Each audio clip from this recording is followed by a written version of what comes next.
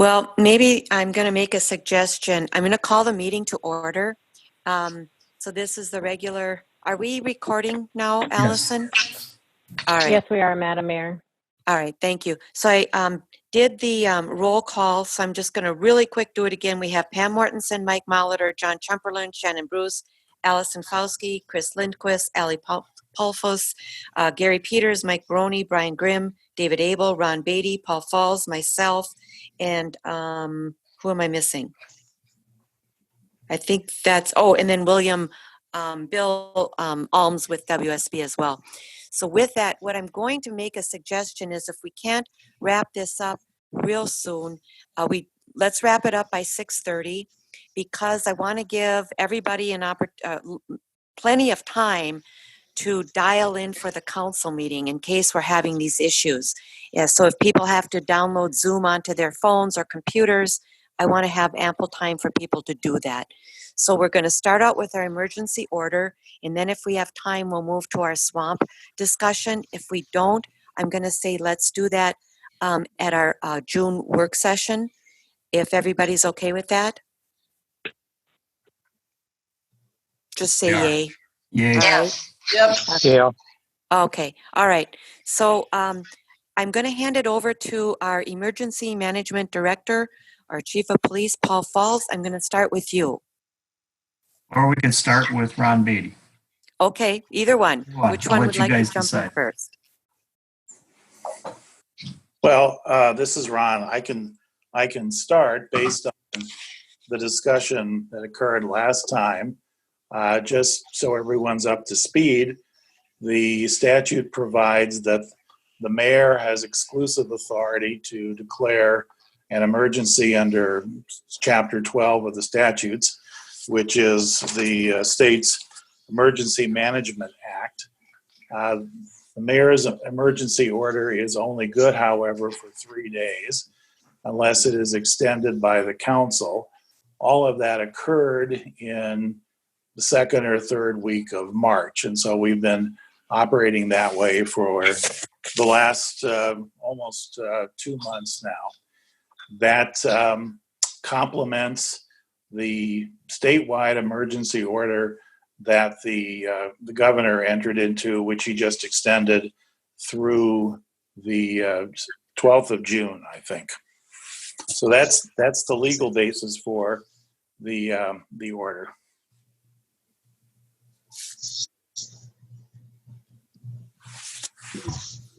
Okay. Yes, Madam Mayor.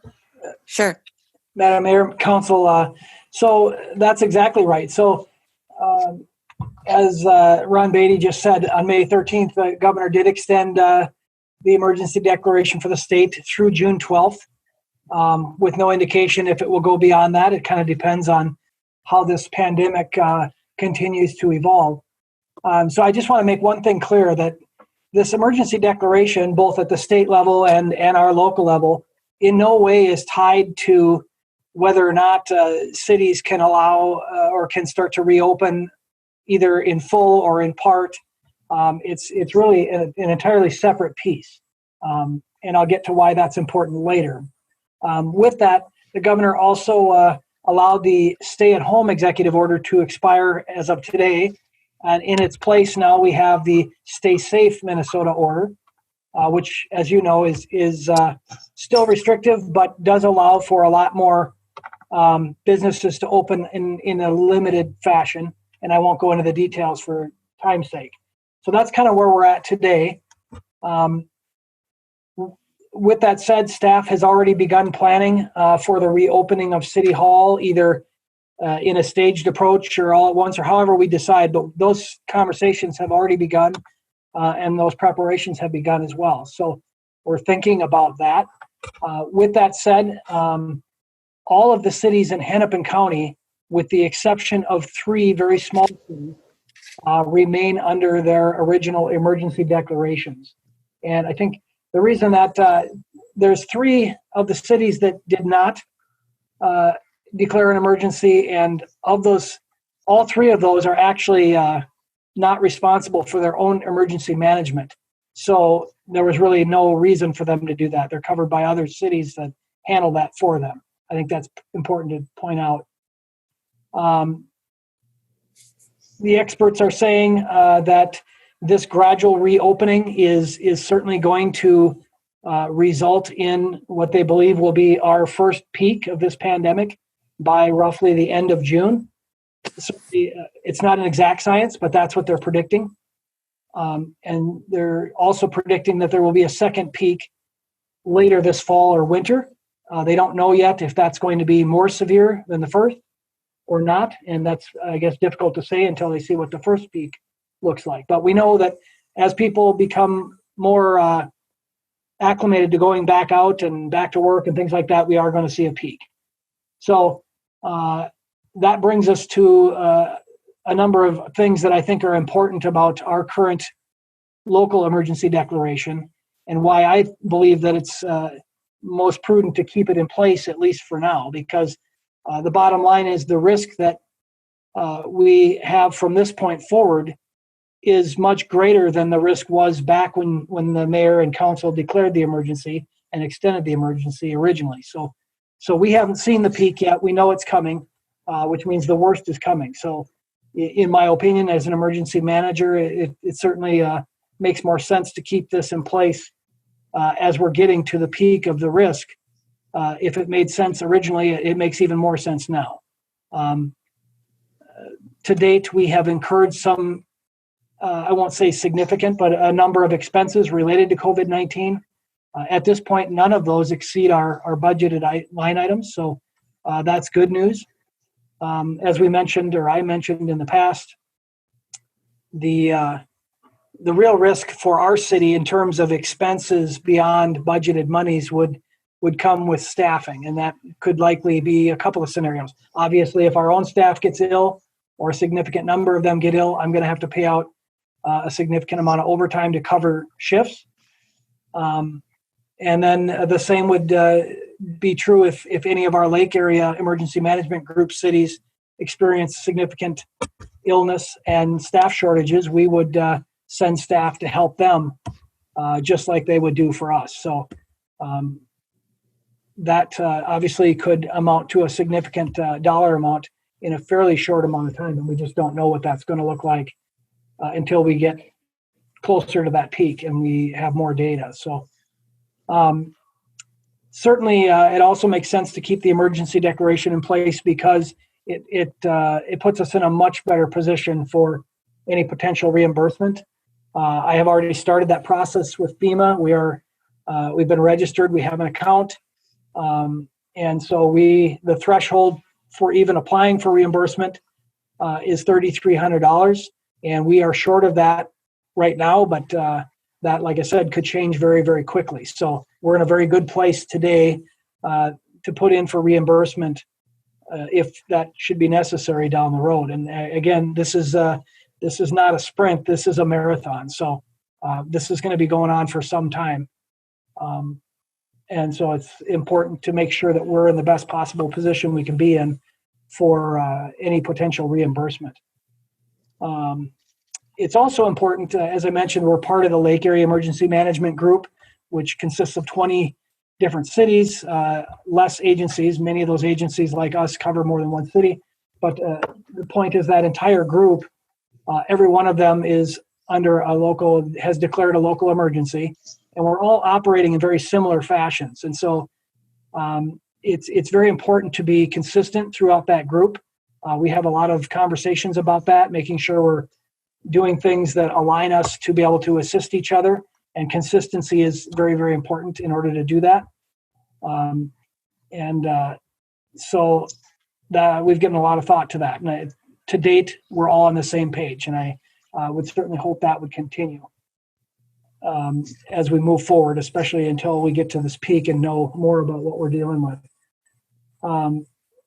And the most obvious, at least in my opinion, is the emergency declaration really allows us to respond quickly and decisively in order to respond to the crisis. And I think we've had some discussions in the past about, well, what exactly does that mean? I think, again, for our city, in my opinion, the biggest risk is going to be the staffing dollars if we should need to pay out significant amounts of overtime in order to cover either our shifts here or to assist other agencies. And so, yes, there's some risk to us there if other agencies get sick, but on the flip side, they have the same risk because we're all looking out for each other, and we work together and have for years. I guess at this point, that is about, for time's sake, I don't know that I have too much more to add to that. I guess this would be a good time to ask if there are any questions or something you want me to expand on. And I'm just going to, Lisa, if you don't mind, I'm just going to say one item to piggyback a little bit on what Paul said. So, as he said, we're part of a group. I'm going to just call it a team of local emergency preparedness coordinators, with Paul being our representative. And I think it's pretty easy to be part of a team when you don't have some disaster going on. When it's critical to have the team stay together is when we have something like we're going through right now. I think it's the most critical time to stick together with other members in the Lake area emergency preparedness group because of the fact that we are going through the pandemic. I don't think it would be a really good idea to pull the plug now.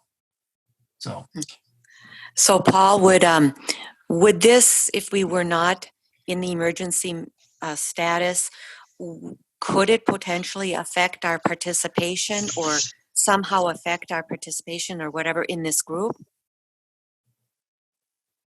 Madam Mayor, that's a good question. The bottom line is there's no hard and fast yes or no. Certainly from my standpoint, in my perspective, yes, it would. Because I think it's, all of the players in this group or members of this group are really looking for consistency. It's really difficult to have teammates that are operating on their own page, if you will, or on their own sheet of music. And so you've heard me say consistency a lot. That is essential in order for us to be able to operate seamlessly between agencies. And what I mean by that is if I'm out ill with COVID and I'm not able to, I'm ill enough where I'm not able to do my job, another chief can step in and do it for me because we all do things the same way throughout this group. So it's important that all the members are committed to the same thing. That's probably the most important piece. And I think that's what Mr. Baroni was getting at. And that was a good point. And I think, so I guess that's my long-winded way of saying, in my opinion, yes, it could affect that. All right, thank you. Anybody else have questions?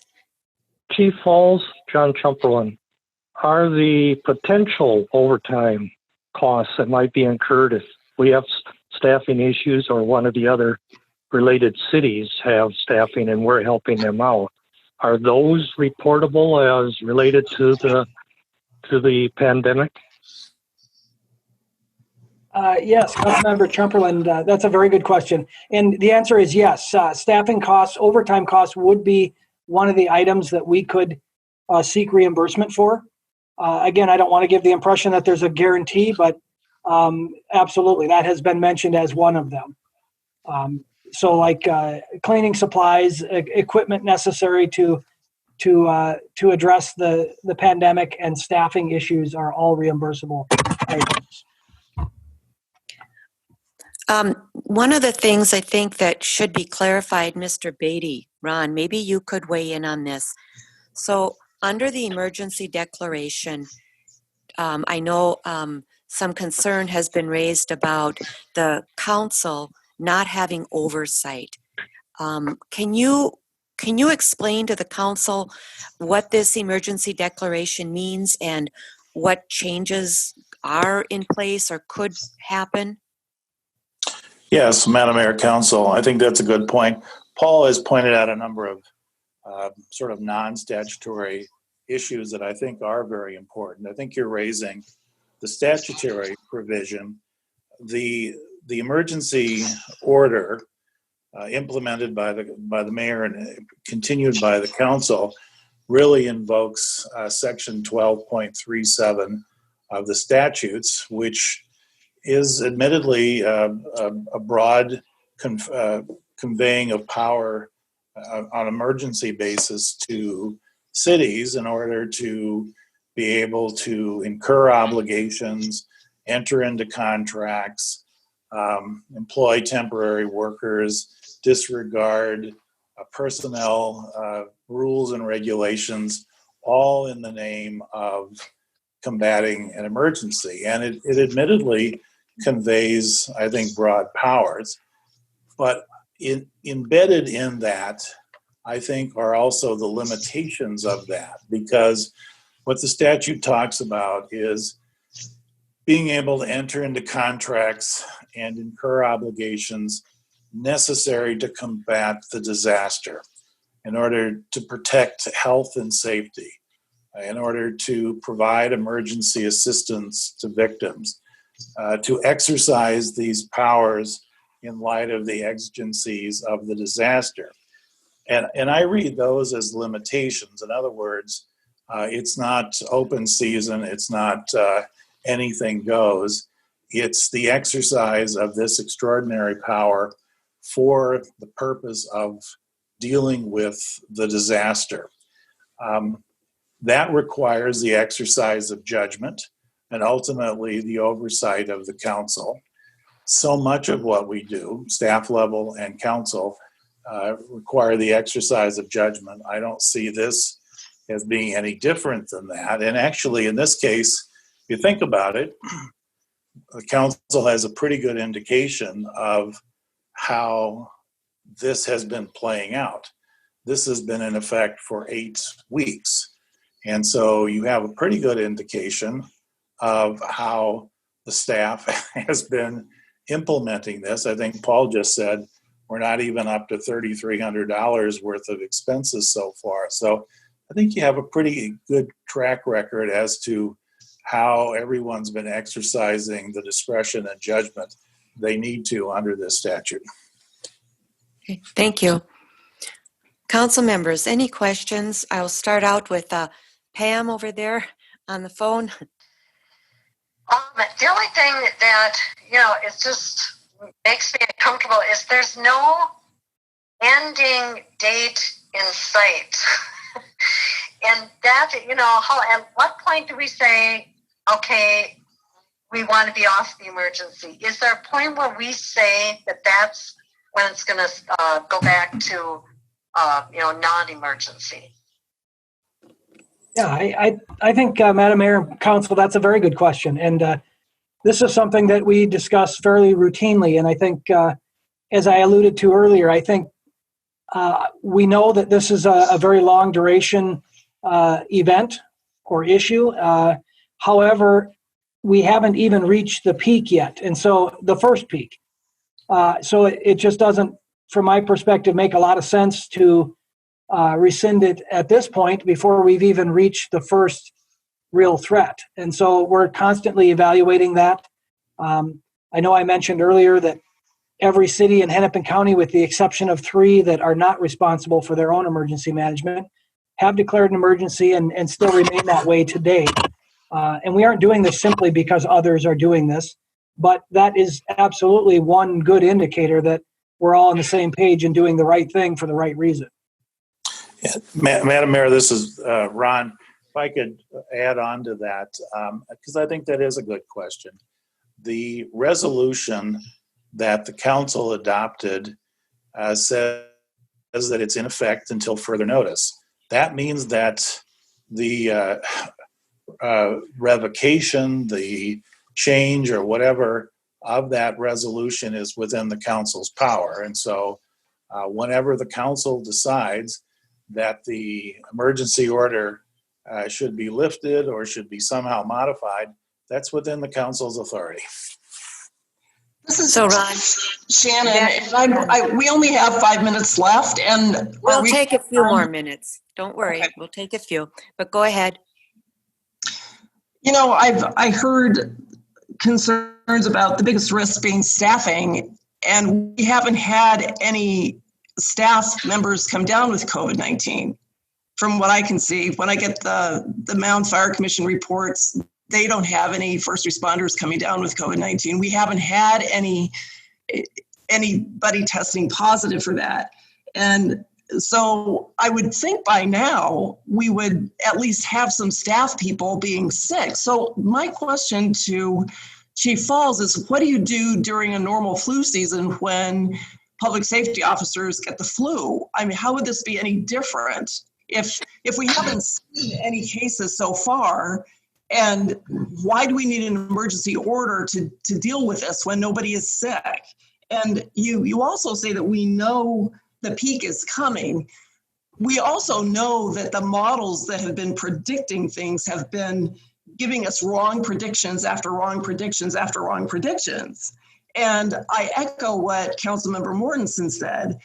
When I hear you saying that this is going to be a marathon of a long duration, I would be more comfortable, and maybe this is the question to ask, why can't we rescind this emergency order? And if we find it necessary in the future, if we do see a peak coming, issue it again. But I think this has gone on long enough that we haven't seen anybody getting sick. We've got less than $300, I think it's about $300 in expenses from what I can see. And to continue this and to just get rid of council oversight, I think is wrong when I don't see any practical reason to keep this in place. Well, one thing I'll correct you on there, Shannon, is when you say continue without council oversight, I think that's what Ron was saying is there absolutely is council oversight. We continue the same way we always have been. There's no change in council oversight. The only change could possibly be if there was, for instance, where a decision had to be made that was directly related to the pandemic, to the COVID-19, then they would have the discretion to make a decision. Having said that, I think my question maybe to Ron would be, let's just say with this emergency order, does the council or would the mayor have the discretion to call an emergency meeting where we wouldn't have the requirement of the 72-hour notice? Madam Mayor, Council, yes, you would. And so that's a very rarely used power. As you know, special meetings get called occasionally with 3 days notice, but you can call an emergency meeting if you deem there to be an emergency. And could we do that outside the emergency declaration? Well, that's an interesting question. There's nothing in the statute that requires there be an emergency declaration with, in other words, there's nothing in the statute that requires that an emergency meeting be called only if there is an emergency declaration. I don't know the practical answer to that. In the 40 years that I've been practicing municipal law, I've literally never had occasion to have a city council call an emergency meeting. So I just don't have practical experience with that. Okay. Isn't it possible for the mayor to call a 3-day emergency order just on her own? The mayor or Yes. any two council members can call a special meeting with 3-day notice. That's correct.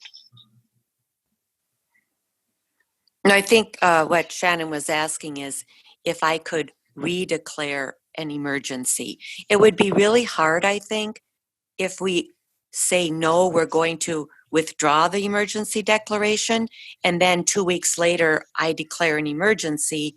That would look more like I'm going against the council's wishes.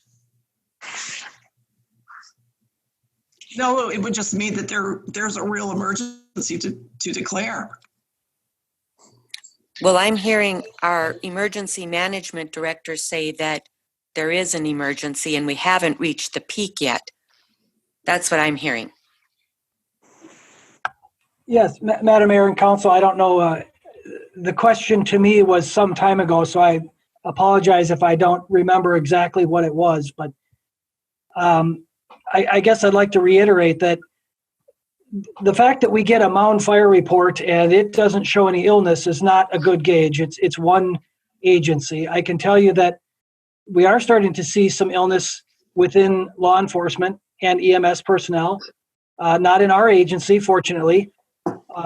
The reason we've been doing all that we've been doing for well over a month now is to do just that, to stop it from getting into our agencies. So with that, I'd like to thank staff for doing just an outstanding job of doing everything they can to ensure that doesn't happen. But we are getting to a point where regardless of what we do, we're going to see it.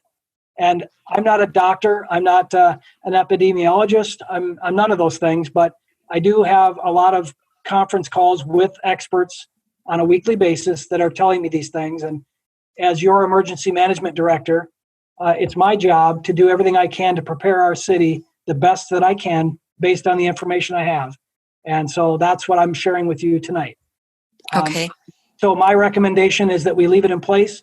I guess I'll end this with my piece here with, I don't see what is the harm. I guess it leaves me wondering what exactly is the harm in leaving this in place? Good question. Well, Madam Mayor, this is Ron Beatty again. I was going to make the same point. Obviously, ultimately, this is the council's decision. Whenever I see policy decisions being discussed, you weigh things on both sides.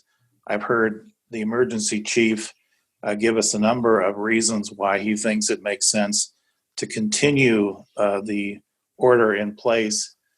I don't see any practical reasons not to. And so that's at least my perspective on it. One of the things real quick here, and I'll let you speak again, just a second. One of the things that we've talked about is reimbursement of expenses.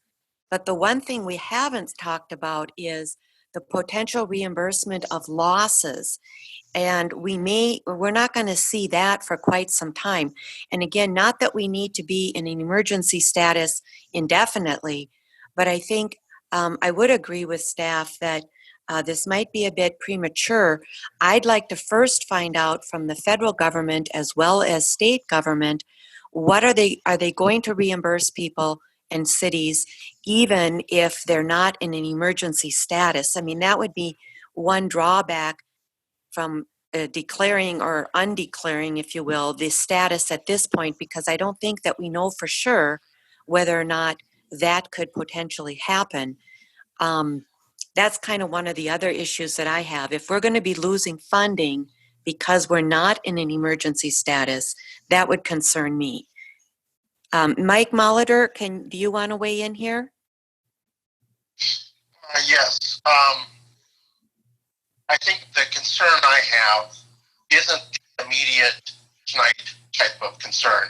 My concern is to establish the parameters that we are going to agree to kind of decide when we're going to end this. In other words, we need to set the goalpost here, because I can see us having this conversation 6 months from now and every meeting between now and 6 months from now, which I don't want to do. So I'd like to understand, at least have a discussion here or sometime soon as to when is it good enough? And that's kind of, I think, and that's a tough question. I don't know if I have any answers to that right immediately, but I think that's what we need to decide. Otherwise, this is going to consume a lot of our time and energy, and I'm not making a statement for or against. I'm just saying we need to have some type of objective goal or milepost or milestone that says if this happens, then we reevaluate this. And I don't have answers to that just yet, but I think that's where I'm concerned about is having some parameters around what we think is good enough. Okay, good point. Mr. Trumperlin? Yes, my original question was the financial one, but the secondary one for me would be if we lift the emergency declaration, does that mean everything theoretically goes back to normal, i.e. we open up City Hall, we don't have the partitions, we don't have the safe distancing, do we have meetings back in the City Hall, we sit next to each other? I, as the aged one, if I want to put it that way, based on staff and council with underlying health issues, would have an issue with jumping back into hugging and kissing and shaking hands very soon. So does just lifting the emergency mean we go back to the way it was? No, it absolutely doesn't, Mayor and Council. As I said earlier, the emergency declaration is entirely separate from our safe practices, if you will. They're two separate things. Okay. Yeah, John, let me give a quick answer to that. They are separate. They're related, but they're separate. The city's ability to have telephone meetings is based on the presence of an emergency declaration or the presence of a health Turned off the pandemic. driveway camera because I think We have all three. We have a local emergency, we have a state emergency, and we have a pandemic. When all three of those go away, the city would be required to go back to in-person meetings. So that's not, getting rid of the local emergency is not going to affect that directly, and it has nothing to do with opening City Hall. Okay, thank you. So Shannon, you wanted to say something? Yes. Somebody asked what's keeping this in place, and the harm is keeping this in place just because everybody else has it in place it's perpetuating the appearance of a pervasive urgent emergency that isn't even defined. And I think we have a credibility thing going on because we hear numbers coming out of these models and the predictions don't play out, and some people say the peak is coming, some people say the peak is past, some people say there will not be a peak. And then I hear people, I hear Chief Fall saying that this is a marathon and it's going to be a long duration, and it's not even defined. And I think Councilmember Molitor echoed that. I think Councilmember Mortensen echoed that. And I would like to make a motion to rescind the emergency order effective tonight. And if we find it is needed in the future, we can enact it again, or the mayor can enact it again. So I would like to put that motion on the table. Okay, there's a motion on the table. We Is don't there do a- motions at city. Oh, I'm meetings. sorry. Yes, thank you, Mike, Mr. Brony. We don't at work sessions. You're correct. We don't So conduct business. you would have to make that motion at the regular council meeting. Can we carry this over to the council meeting? Mr. Brony, or you want to weigh in? I think it's a pleasure of the city council if you want to carry it over. So, yeah. Well, let me ask, since we're not doing an official tally, who else on the council, or would there even, again, assuming, or let's just say there was a motion made at the council meeting, would there be a second? And would there be a majority of the council that is willing to rescind this at this time?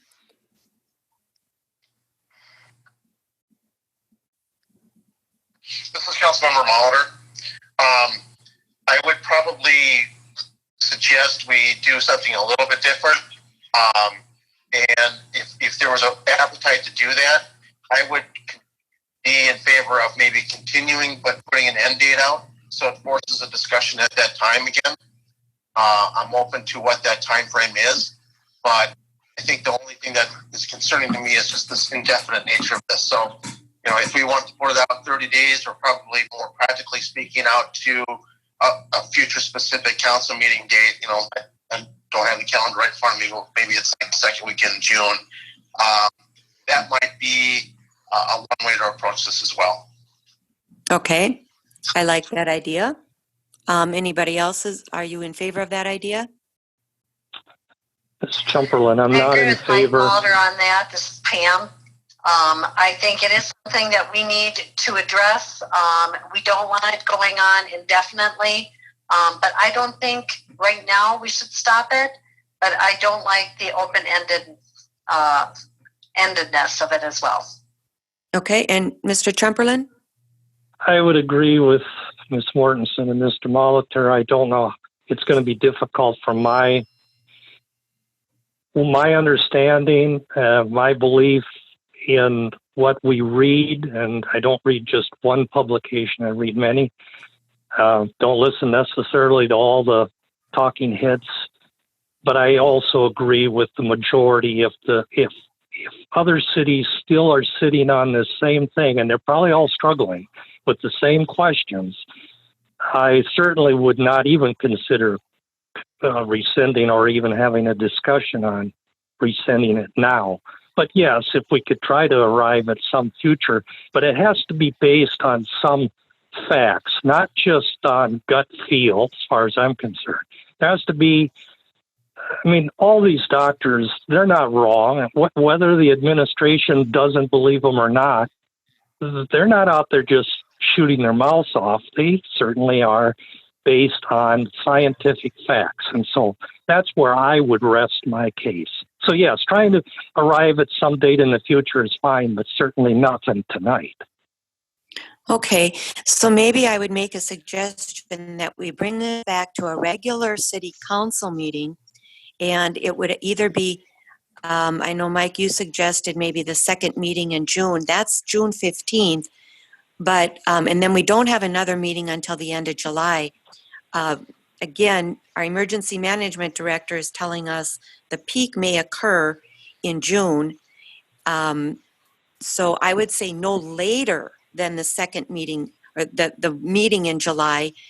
I don't know if you want to go sooner than that or not. We don't have a meeting the first Monday in July. So it would either be the second Monday in June, which is, I believe, the 15th, or else it would have to be moved to the our only meeting in July. Any thoughts on that? Madam Mike, Mayor, yep. may I comment just real quick? I completely, first of all, I understand the council's need or want not for this to go on indefinitely. I completely understand that. I think where I'm coming from and the other emergency managers are coming from, when I say that we shouldn't rescind it now, my thought is let's get to that first peak or in the ballpark of that first peak, and we're going to have a lot bit more information to be able to make a decision at that time. So for what it's worth, my recommendation would be they're predicting end of June. Again, that's not my information. That's the doctors. That's what they're giving me. That would be my recommendation, that we push it out either to the end of June or the first meeting we can in July. We know we'll have a lot more data at that time, and we can have a much better discussion about what has actually happened by then. Okay. This is Shannon. I would prefer the end of June. Okay, the end of, just FYI, the end of June, we don't have a meeting the end of June. We have a meeting. Mid-June. Mid-June. All right. Anybody, we could have a special meeting if you'd like. If you want to put it out till the end of June or beginning of July, that does fall into that July 4th time frame. So I don't know if you want to go a little bit further than that. Any thoughts on our second meeting or our only meeting in July versus the June 15th meeting? So it'd be the 20th of July is our regular meeting in July, or else it would be June 15th, which is our second meeting in June. This is Pam. I'm addressing a question to Paul. Paul, you just said that you probably wouldn't have real good facts until the end of June, right? That's correct. They're predicting the peak at about the end of June. Again, I know it's not an exact science. This isn't my data. I'm just passing it on. So my recommendation would be to pick a meeting after that, as close to that as we can, because we'll have the most data by then. Okay, so that, again, unless we do a special meeting, it would be a regularly scheduled meeting. Then next one after that would be July 20th. John, where do you stand on this? I could live with the July 20th. I think there certainly would be more information on the table. Whether that peak is a rolling peak, I mean, from East Coast to West Coast, so it's going to be hard to say, well, the whole United States has hit the peak. But I think later, after the end of June, where a lot of the experts have talked about there being more data available, would make sense to me. If that means having a special meeting in early July, I'm not against that. I don't think people are probably going to the beach for the 4th of July, so might be available. Mike Molitor? Well, first of all, I'm not in favor of a special meeting for this. I don't think that's necessary. My preference probably would be the second meeting in June, but I am open to the July 20th. I'd probably compromise with that. All right. So why don't we, again, maybe playing it a little bit by ear here, but why don't we plan on July 20th with the caveat that should things either be less than what we're thinking or be more than what we're thinking, we could then reconvene for a short, brief meeting prior to that time. Would that be in everybody's realm of Acceptable. possibilities? Okay. All right. Mike, Pam?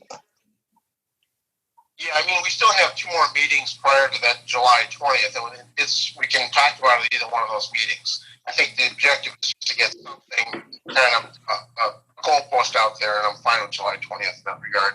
If we need to talk about it before that, we can. But at least, Sure. we have, if we did it on July 20th, we could certainly just do another 30-day extension if we feel it's necessary at that time. It doesn't mean that we're going to take it off July 20th. It just means we're going to, it'll expire at that point. We can certainly, renew it for whatever length of time we felt necessary. If that's, but at least then we've got a date out there that we can have a little more certainty around. Right. And again, you don't even have to extend it for 30 days. You could extend it for 2 weeks. Nope. You could, No, it just puts it back on the table, and that's, I think, what we're trying to get to. Right. All right. So with that, I think we need to adjourn here so that we can take a quick break and come back and try, and everybody should try and dial in as soon as possible so that we can start our meeting on time. Is there a motion? We're going to have to postpone our swamp discussion, and we'll move it to our June 1st work session meeting. Mike, is that okay? Mike Baroni? Yeah, that could be another crowded work session, but we certainly can. Well, again, if we have to move a few things down the list because of this, I think it's important discussions that we need to have. So, all right. Agreed. Does staff, do you have clear direction, Mr. Baroni, Mike? I believe so, Mayor. All right. So with that, is there a motion to adjourn? So moved. I make that motion. Okay. Mr. Trumperlin made the motion and Ms. Mortensen seconded that. All those in favor, Pam? Aye. Mike Molitor? Aye. John Trumperlin? Aye. Shannon Bruce? Aye. Lisa Whalen, aye. All motion passes 5-0, and we will reconvene in about 13 minutes. Thank you.